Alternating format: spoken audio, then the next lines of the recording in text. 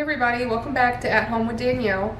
So today I just wanted to pop on here and just let you know about some things that have been going on, some changes that have happened. So some of you may know I struggle with a chronic illness called dysautonomia or POTS. We've also been looking into a couple of other things like mast cell activation syndrome and stuff like that. I still have some lab work and stuff to try to get through to check in on that. But I recently made a pretty big decision and I quit my job. So I work in the school system, or I worked in the school system as a high school counselor, and I typically take summers off.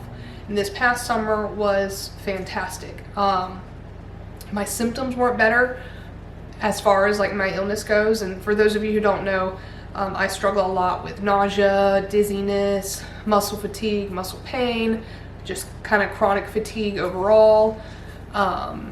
Sometimes I'll stand up and I'll like black out and I'll lose my eyesight. Like I won't lose consciousness, but like my eyesight will just go black and like just things sound far away. And I have to either sit down or like hold on to a wall or something like that just to keep my balance until my vision comes back. So it makes things, pretty substantially difficult. But over the summer, I was able to relax when I needed to. I was able to take breaks. I was able to take a nap whenever I was too fatigued.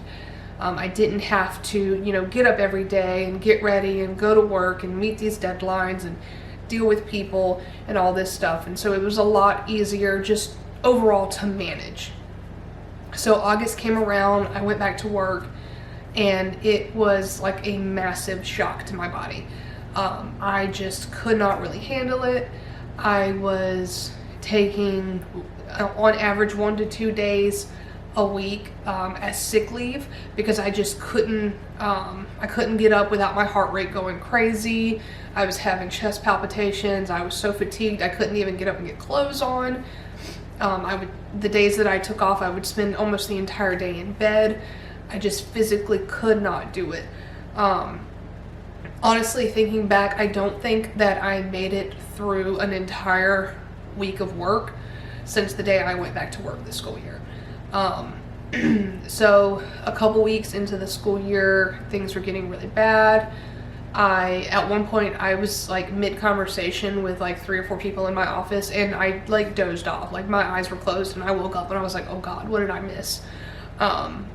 And that's not really, that's not something that can happen when you're a counselor and you're responsible for, helping these teenagers deal with their own crises and, their college and their career, like their future can honestly be in your hands. And if you screw it up, you're screwing up somebody else's life. And I just couldn't, I could not justify continuing, to do it. And so, and I actually put this off longer, probably longer than I should have. I do have an advanced degree. I have a master's degree. I have a bachelor's from one private college and a master's from another private college. So I have a lot of school loan debt. Had I known back then about the things I know now, I would have done things completely differently. I would have made it through college debt free, but I didn't know how things work. I didn't have the resources. No one gave me the resources, which is one of the reasons why I went into counseling, so I could help, future generations find their way through college without having to go into all the debt that I went into. But when I did start work, I started on the public service loan forgiveness pathway. I was submitting my paperwork every year, and at this point, as things stand, I am less than 2 years from meeting the requirements of public service loan forgiveness. So I was really trying to put off this decision. I was trying to keep pushing through, get through those last 2 years. And that had been the plan for a while. I was going to get through those last 2 years and then I was going to quit my job.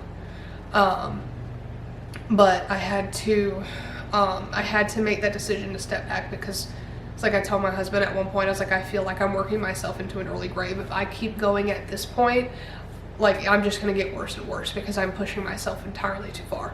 And I was doing everything I could to make things easier. I was on you know, approved accommodations. I was excused from anything after school.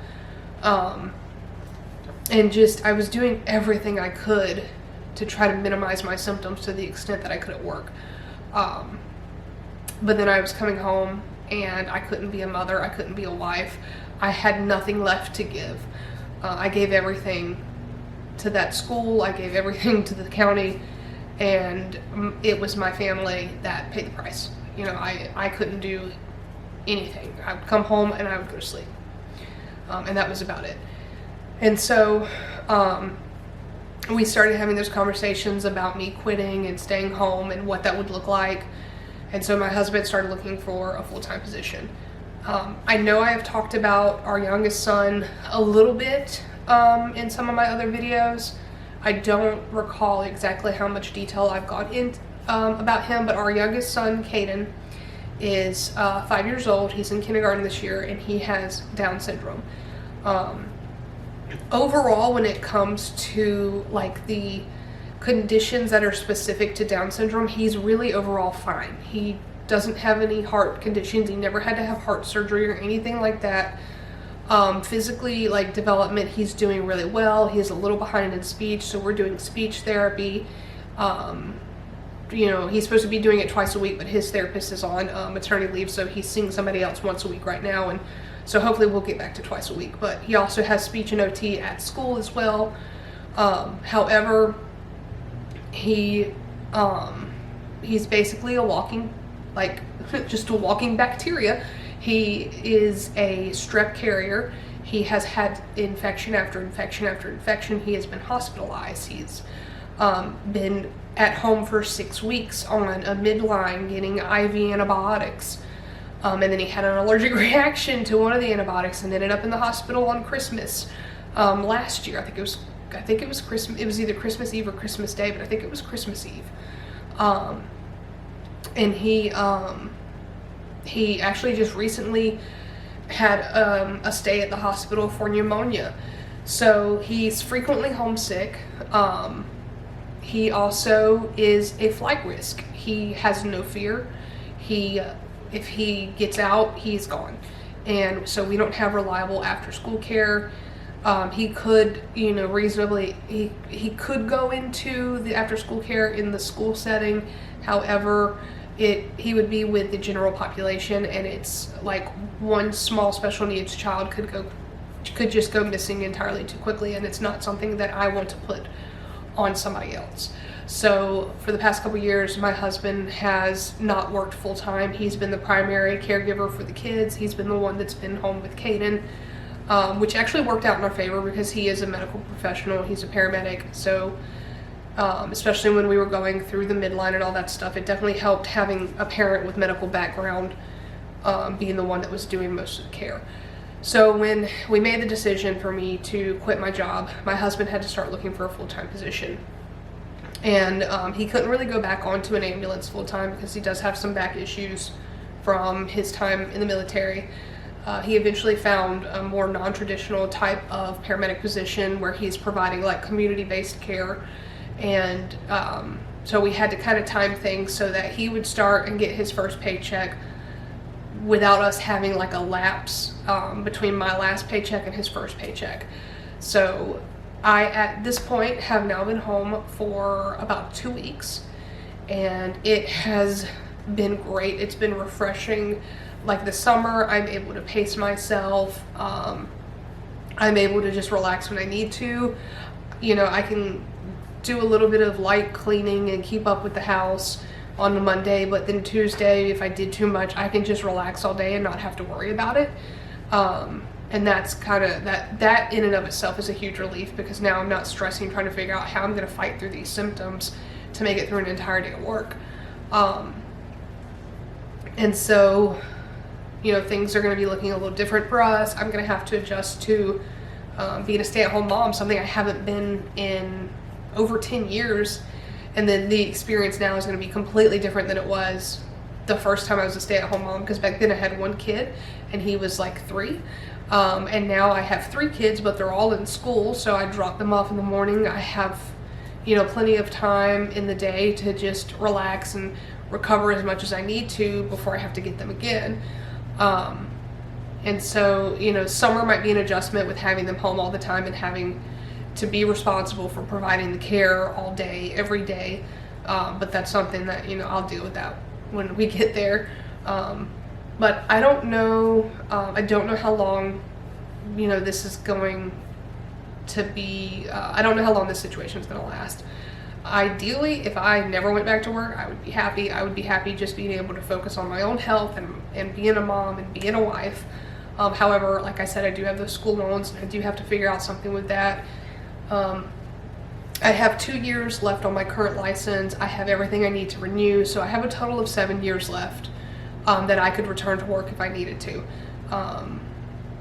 I could even potentially do like substitute positions. I would just have to do it the right way. Like I would have to make sure that like I could commit to like a full month at a time or something, so that that time would count towards that public service loan forgiveness requirement. But that's where we're at. And now that I'm home, I am hoping to get my channel back up and running. I enjoy the filming and the editing process. And it also kind of motivates me a little. It gives me that little extra push I need to actually get up and, you know, do some of the chores that I need to do. As I've mentioned in previous videos, you're not going to see me clean an entire house in one day. That's just not, I can't do it. I'm not capable of it. And I know there's plenty of other people out there who struggle with their own issues, whether it's some sort of illness or mental health, or, you know, age, or some sort of other physical limitation that prevents them from being able to do those things. You know, maybe I can give them some motivation and just show that it's okay to take things small. Like, you don't have to clean your whole house in one day. You can clean one room here, and then, you know, tomorrow you can clean another room. You can break it down into smaller, more manageable tasks. Is my house always going to be perfect? No, because I might have the house clean one day, but then this room gets messed up and I don't have the energy to do it because I have to focus my energy on something else.